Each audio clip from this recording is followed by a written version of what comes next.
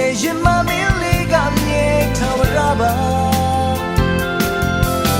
အမြဲတမ်းပဲမင်းနေရာယူထားလို့အမြဲတမ်းပဲမင်းစောမထားခဲ့လို့အမြဲတမ်းပဲမင်းသိချင်ရသူမို့အမြဲတမ်းပဲမင်းနေရာယူထားလို့အမြဲတမ်းပဲမင်းစောမထားခဲ့လို့အမြဲတမ်းပဲမင်းသိချင်ရသူ